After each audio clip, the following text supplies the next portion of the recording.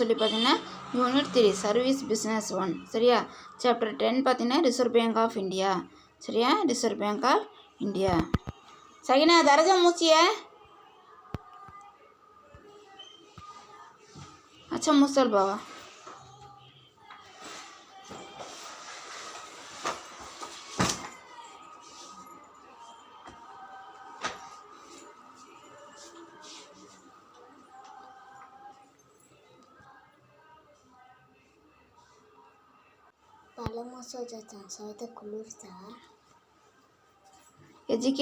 educational, medical, hospitality and the like service business existed for centuries.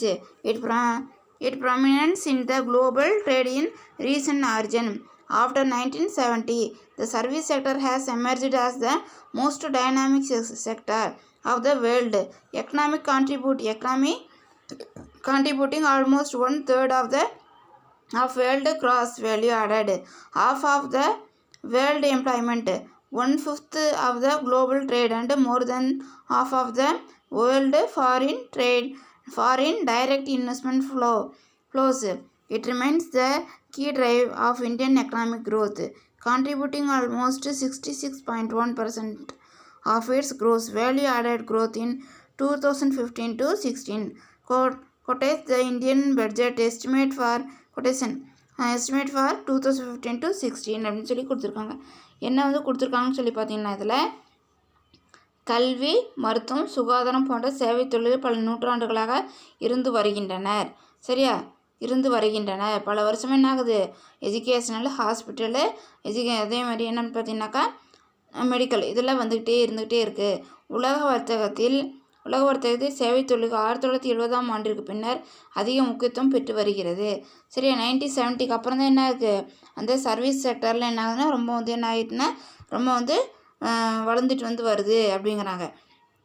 அதே மாதிரி 2015 to 16ஆம் ஆண்டு இந்திய வரவு செலவு திட்ட மதிப்பீடு கூறுவதாவது 15 to 16 நம்மளுக்கு என்ன இன்ஃபர்மேஷன் கொடுக்குதுன்னு சொல்லி பார்த்தீங்கன்னா உலக பொருளாதாரத்தின் மிகவும் ஆற்றல் வாய்ந்த துறையாக சேவைத்துறை உருவாகியுள்ளது சரியா.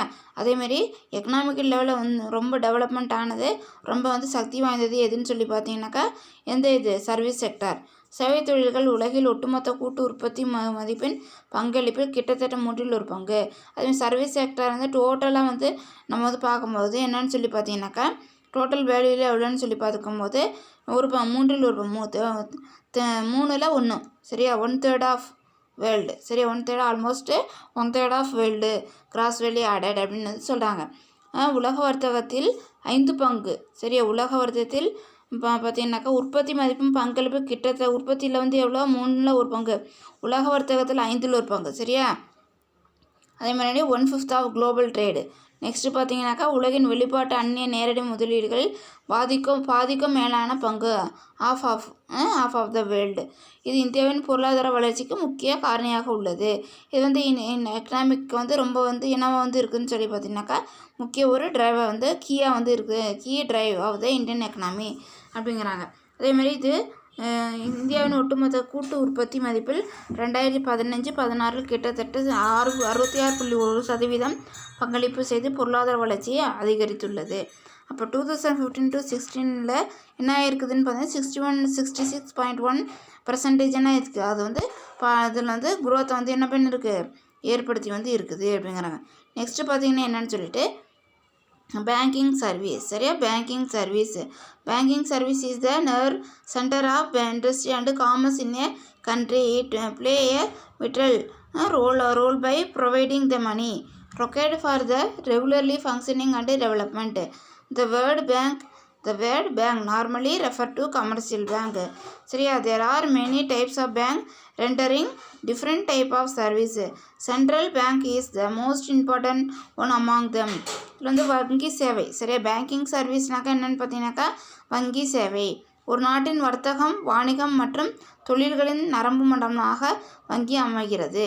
அந்த காமர்ஸ் அண்டு இண்டஸ்ட்ரியோட நர்வஸாக எது இருக்குன்னா பேங்கிங் தான் இருக்குது சரியா. அதே மாதிரி வர்த்தகம், வணிகம் மற்றும் தொழில் அதோட நரம்பு மண்டலமாக எது செயல்படுது, நம்மளுக்கு வங்கி செயல்படுது. அதே மாதிரி it plays a vital role by providing the money required for the regularly functioning and development அப்படின்னு பார்த்தோம். இது நாட்டின் வழக்கமான செயல்பாடு மற்றும் மேம்பாட்டிற்கான பணத்தேவையை சந்திப்பதில் முக்கிய பங்கு வகிக்கிறது. நார்மலாக நம்ம ரெகுலராக ஒரு எக்கனாமிக் லெவலில் மணி லெவலில் என்ன ஒரு இது வந்து செய்கிறோமோ ஒரு இம்ப்ரூவ்மெண்ட்டுக்கு என்ன வந்து பண்ணுறோமோ அதுக்கு வந்து இது வந்து ஹெல்ப் வந்து பண்ணுது. வங்கி என்றால் அது வணிக வங்கியை குறிக்கும். நார்மலாக பேங்க்னால் இதை வந்து குறிக்கும், கமர்ஷியல் பேங்க்கு, வணிக வங்கி. ஆனால் பல்வேறு வகையான சேவைகளை வழங்கும் பலவிதமான வங்கி இருக்கின்றன. நிறைய different of types of service பண்ணுற பேங்க் வந்து இருக்குது அப்படிங்கிறாங்க. அதேமாதிரி மைய வங்கி அவற்றில் முக்கியமான ஒன்றாகும். சென்ட்ரல் பேங்க் தான் என்னது ரொம்ப மோஸ்ட் இம்பார்ட்டன்ட். சரி, மோஸ்ட் இம்பார்ட்டன்ட் பேங்க் எதுன்னு சொல்லி பார்த்தீங்கன்னாக்கா சென்ட்ரல் பேங்க்கு. சரியாப்பா. அதேமாதிரி நெக்ஸ்ட் என்னன்னு சொல்லி பார்த்தீங்கன்னா every nation has one central bank. It is owned by the government of the company. The control over the entire banking system of the country is vested with the apex bank அப்படிங்கிறாங்க. அதேமாதிரி central banks are known by different names in different country. சரியா, central bank வந்து நம்ம different கண்ட்ரியில் டிஃப்ரெண்ட்டாக வந்து பேர் வந்து வச்சுருப்பாங்க. Their functions also vary from country to country. A central bank is set up as an autonomous or quasi-autonomous body. Stability and growth of the country economic are the main goal of a central bank. In India, the Reserve Bank of India RBI இது central bank அப்படிங்கிறாங்க. ஒவ்வொரு நாட்டுக்கும் ஒரு மைய வங்கி உள்ளது. ஒவ்வொரு கண்ட்ரிக்கும் என்ன இருக்குது, ஒவ்வொரு சென்ட்ரல் பேங்க் வந்து இருக்குது அப்படிங்கிறாங்க. இது நாட்டின் அரசாங்கத்திற்கு சொந்தமானது. இது வந்து இந்த நாட்டு அந்த கவர்மெண்ட்டுக்கு வந்து சொந்தமாக ஒவ்வொரு நாட்டிலையும் என்ன இருக்குது, ஒவ்வொரு சென்ட்ரல் பேங்க் இருக்குது. இந்தியாவில் எப்படி இருக்கோ அதேமாதிரி மற்ற கண்ட்ரியில் எப்படி இருக்கும், சென்ட்ரல் பேங்க் இருக்கும். அதேமாதிரி அது யாருக்கு வந்து சொந்தமானது அப்படின்னு சொல்லி பார்த்தீங்கன்னா owned by the government of the country. சரியா, அந்த நாட்டோட அரசாங்கத்திற்கு சொந்தமானது. ஒரு நாட்டின் அனைத்து வங்கிகளின் செயல்பாடுகளையும் கட்டுப்படுத்தும் அதிகாரம் இந்த உச்ச வங்கியிடம் அமைக்கப்பட்டுள்ளது. அந்த ஒரு நாட்டில் இருக்க அனைத்து வங்கியோட செயல்பாடுகளையும் கட்டுப்படுத்தக்கூடிய அதிகாரம் வந்து பவர் வந்து யாருக்கு வந்து இருக்குது, அதுக்கு வந்து இருக்குது அப்படிங்கிறாங்க. மைய வங்கிகள் வெவ்வேறு நாடுகளில் வெவ்வேறு பெயர்கள் அழைக்கப்படுகிறது. அதே மாதிரி இந்த கமர்ஷியல் பேங்க் என்னன்னு சொல்கிறாங்கனாக்கா ஒவ்வொரு கண்ட்ரிலையும் வேறு பேரில் என்ன பண்ணுறாங்க, அதை வந்து சொல்கிறாங்க. அவைகளாவது செயல்பாடுகள் நாட்டிற்கு நாடு மாறுபடும். அதோட ப்ராசஸ் எப்படி இருக்குன்னு சொல்லி பார்த்தீங்கன்னாக்கா கண்ட்ரி டு கண்ட்ரி டிஃபர் வந்து ஆகும் அப்படிங்கிறாங்க. சரி, இந்த மாதிரி known by the different name வந்து டிஃப்ரெண்ட் கண்ட்ரி. சரியாப்பா. அதேமாதிரி இப்போ நெக்ஸ்ட் பார்த்தீங்கன்னாக்கா மாறுபடும். ஒரு மைய வங்கி முழு தன்னாட்சி அல்லது பாதி தன்னாட்சி அமைக்கப்படுகிறது. ஒரு பேங்க் வந்து என்ன ஆகுதுன்னு சொல்லி பார்த்தா ஒரு சென்ட்ரல் பேங்க்கு ஃபுல்லாக என்ன அட்டானமஸ், அப்படி இல்லைன்னா என்னது பார்ட்லி. சரியா, பாதி அளவு என்ன பண்ணுறாங்க, குவைஸ் அட்டானமஸி பாடி அப்படிங்கிறாங்க. ஃபுல்லாக அட்டானமஸ் பண்ணிடுறாங்க. அப்படி இல்லைன்னா இதுக்கு பாதி என்ன பண்ணியிருக்காங்க, அட்டானமஸ் வந்து தன்னாட்சி வந்து கொடுக்குறாங்க. ஒரு நாட்டு பொருளாதாரத்தின் நிலைத்தன்மை மற்றும் மேம்பாடு ஆகியவைகளை மைய வங்கி முக்கிய கோள்கள் ஆகும். அது ஸ்டேபிலிட்டி அண்ட் குரோத் தான் என்னவாக இருக்குது, மெயின் கோலாக வந்து சென்ட்ரல் பேங்க் வந்து அவங்களோட கோலாக வந்து இருக்குது. இந்தியாவில் இந்திய ரிசர்வ் வங்கி RBI மைய வங்கியாக ரிசர்வ் பேங்க் ஆஃப் இந்தியா. சரியா, RBI மைய வங்கியாக செயல்படுது. ரிசர்வ் பேங்க் தான் என்னவாக இருக்குது, சென்ட்ரல் பேங்க் வந்து செயல்படுது. RBI தான் என்னென்னு சொல்லுவாங்க, சென்ட்ரல் பேங்க். சரியா, அதே மாதிரி நெக்ஸ்ட்டு பார்த்தீங்கன்னாக்கா the historical development of bank in India. சரியா, Bank of Hindustan was the first bank in Indian established in 1770 and was closed in 1932.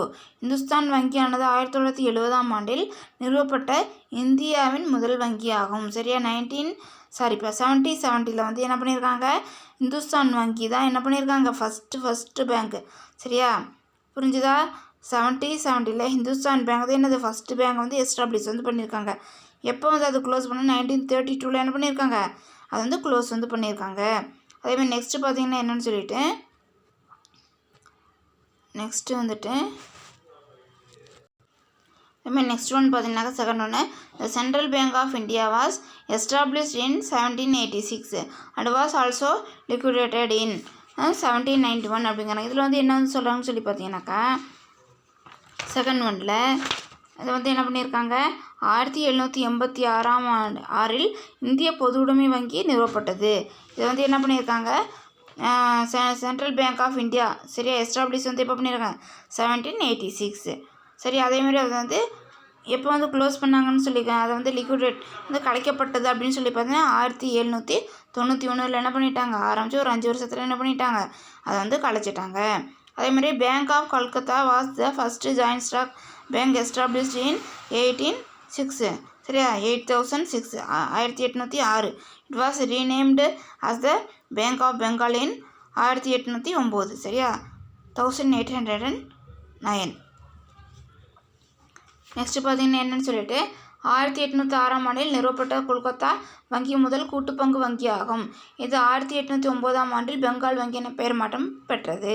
Next பார்த்தீங்கன்னாக்கா பேங்க் ஆஃப் பாம்பே சரியா in 1840 and Bank of Madras in 1843 were established. This bank are called presidency banks Bengal Bombay and Madras only. பார்த்தீங்கன்னாக்கா 1840 மும்பை வங்கி மற்றும் 1843 சென்னை வங்கி ஆகியவை நிறுவப்பட்டது. 1840 மும்பை வங்கி bank வந்து என்ன பண்ணாங்க, கொண்டு வந்தாங்க. 1843 என்ன பண்ணாங்க, சென்னை வங்கி என்ன பண்ணாங்கன்னா கொண்டு வந்தாங்க அப்படிங்கிறாங்க. அதேமாதிரி பார்த்தீங்கன்னாக்கா next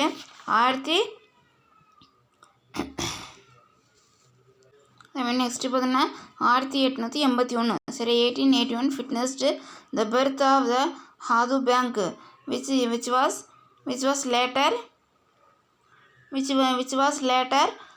renamed into Punjab National Bank in 1894. 1894 என்ன பண்ணியிருக்காங்க, அதை வந்து கொண்டு வந்திருக்காங்க. 1894 என்ன பண்ணியிருக்காங்க, அதை வந்து கொண்டு வந்திருக்காங்க அப்படிங்கிறாங்க. அடுத்தது என்னன்னு சொல்லி பார்த்தீங்கன்னாக்கா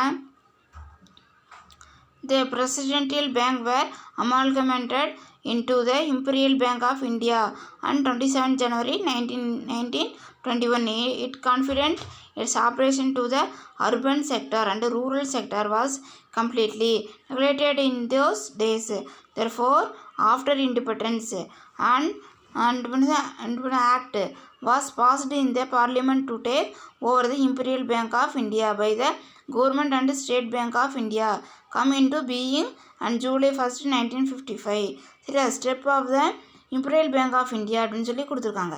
சரியாப்பா, இந்த 3 வங்கிகளும் 1921 ஜனவரி 27 ஒன்றிணைக்கப்பட்டது. சரி, அது 3 என்ன பண்ணியிருக்காங்கன்னு சொல்லி பார்த்தீங்கன்னாக்கா என்ன பண்ணியிருக்காங்க, ஒன்றா வந்து இணைச்சிருக்கிறாங்க அப்படிங்கிறாங்க. அது மட்டும் இல்லாமல் இம்பீரியல் பேங்க் ஆஃப் இந்தியா என்ற வங்கி உருவாக்கப்பட்டது. இம்பீரியல் பேங்க் ஆஃப் இந்தியாங்கிற பேங்க் என்ன பண்ணாங்க, அதை அவங்க வந்து அமெண்ட்மெண்ட் வந்து பண்ணாங்க.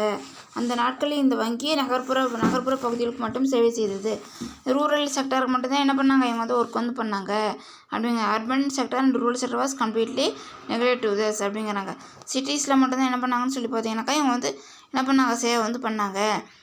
அதேமாதிரி கிராமப்புற பகுதிகளில் முழுவதையும் புறக்கணித்தது. எனவே சுதந்திர பிறகு இம்பீரியல் பேங்க் ஆஃப் இந்தியா அரசுடைமையாக்க பாராளுமன்றத்தில் ஒரு சட்டம் இயற்றப்பட்டு ஜூலை 1 1955 ஸ்டேட் பேங்க் ஆஃப் இந்தியா உருவாக்கப்பட்டது. சரியா, அப்போ என்ன பண்ணிட்டாங்க, 1921 வந்து ஸ்டார்ட் பண்ணோன்னே என்ன பண்ணிட்டாங்க, அந்த நகர்ப்புறத்துக்கு மட்டும் இது அவங்க வந்து சேவை வந்து பண்ணாங்க. கிராமப்புறத்துக்குலாம் என்ன பண்ண ஒன்றும் பண்ணலை. அப்போ என்ன பண்ணிட்டாங்க, நம்மளுக்கு வந்து ஃப்ரீடம் வந்து கிடச்சப்புறம் இண்டிபெண்டன்ஸ் வந்து ஆஃப்டர் இண்டிபெண்டன்ஸ் சரியா கிடச்சப்புறம் என்ன பண்ணிட்டாங்கன்னு சொல்லி பார்த்தீங்கன்னாக்கா இம்பீரியல் பேங்க்கை என்னவா வந்து கொண்டு வந்துட்டாங்க, ஸ்டேட் பேங்க் ஆஃப் இந்தியான்னு சொல்லி என்ன பண்ணிட்டாங்க கொண்டு வந்துட்டாங்க. அப்போ அதை எப்போ வந்து ஸ்டார்ட் பண்ணாங்கன்னு சொல்லி பார்த்தீங்கன்னாக்கா ஜூலை 1 1955. இது State Bank of Imperial Bank of இந்தியாவோட என்னது லோகோ. சரியாப்பா, அதே மாதிரி நெக்ஸ்ட்டு என்னன்னு சொல்லி பார்த்தீங்கன்னாக்கா அதில் பேங்க் டெஃபினேஷன் சரியா, பேங்க்கோட டெஃபினேஷன் வந்து கொடுத்துருக்காங்க, பார்க்கலாம். According to banking regulation act 1949, banking means the accepting for the purpose of lending or investment of deposit of money from the public repayable on demand or otherwise and withdrawal by check, draft, pay order or otherwise. 1949 வங்கி ஒழுங்குமுறை சட்டத்தின்படி முதலீடு செய்வதற்கோ கடன் வழங்குவதற்கோ கேட்டவுடன் அல்லது காசோலை வரைவோலை அல்லது பணிவிடை மற்றுமுள்ள முறைகள் திரும்ப கொடுப்பதற்கோ பொதுமக்களிலிருந்து வைப்புத் தொகைகளை பெற்றுக்கொள்ளும் செயல் வங்கியில் எனப்படும். இது நார்மல் செக்கு, டிராஃப்ட், பே ஆர்டர் ஒரு அதர்வைஸ். இந்த பர்பஸ்க்காக என்ன பண்ணிக்கிறாங்கன்னு சொல்லி பார்த்தீங்கன்னா பப்ளிக்கிட்ட இருந்து என்ன பண்ணாங்க, மணி வந்து அவங்க வந்து வாங்கி அதை என்ன பண்ணுறாங்க, அவங்களுக்கு வந்து டெபாசிட் பண்ணுறதுக்கு எதுக்கோ ஒரு விதத்தில் அவங்க வந்து யூஸ் பண்ணிக்கிறாங்க. அதுக்கு பேர் தான் என்ன பேங்க் அப்படிங்கிறாங்க. அப்பணிகளை மேற்கொள்ளும் நிறுவனம் வங்கி ஆகும் என அவர்களுக்கும் தெரிகிறது. சரி, அதை தான் என்னன்னு சொல்லி சொல்கிறாங்கன்னு பார்த்தீங்கன்னாக்கா பேங்க் அப்படின்னு வந்து சொல்கிறாங்க. அதே மாதிரி நெக்ஸ்ட் என்னென்னு சொல்லி பார்த்தீங்கன்னாக்கா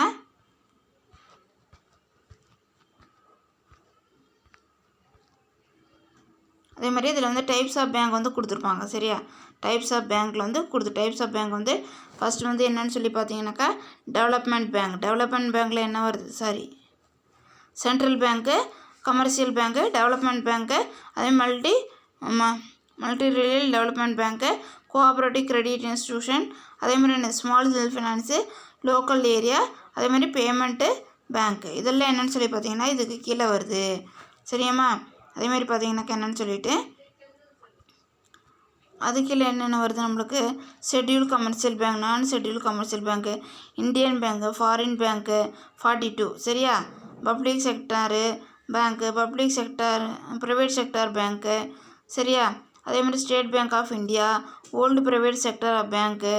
சரியா, 13 national bank, 19 non new private sector bank, 8 regional rural bank எவ்வளோ 56, ஐடிபிஐ பேங்க் லிமிடெட்.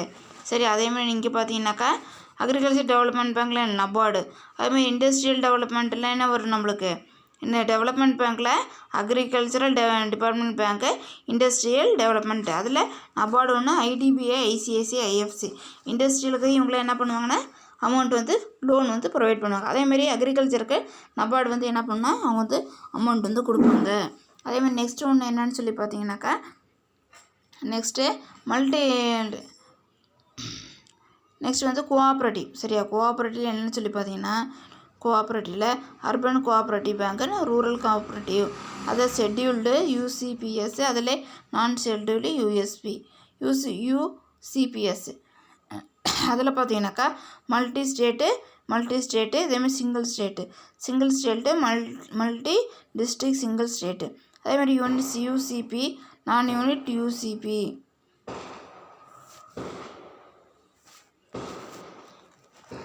நெக்ஸ்ட்டு பார்த்தீங்கன்னா ரூரல் கோஆப்ரேட்டிவில் short term, long term, state cooperative, SCARDBs. அதுமாதிரி district central cooperative bank, primary agricultural credit society, long டேர்மில் என்னது SCARDB, PCARDB. சரி, அதே private sector payment bank, எதுவுமே Indian post payment public sector. இதெல்லாம் என்னென்னு சொல்லி பார்த்தீங்கன்னாக்கா டைப்ஸ் ஆஃப் பேங்க்கோட என்னது டைப்ஸ் ஆஃப் பேங்க்ஸு. இதை வந்து நம்ம என்ன பண்ணலான்னு சொல்லி பார்த்தீங்கன்னாக்கா ப்ரீஃபாக வந்து என்ன பண்ணலாம், இதை வந்து பார்க்கலாம். இந்த பேஜ் என்னன்ட்டு பார்த்துட்டு அடுத்தது இதோட இது என்னன்னு சொல்லி நம்ம என்ன பண்ணிக்கலாம் பார்த்துக்கலாம்.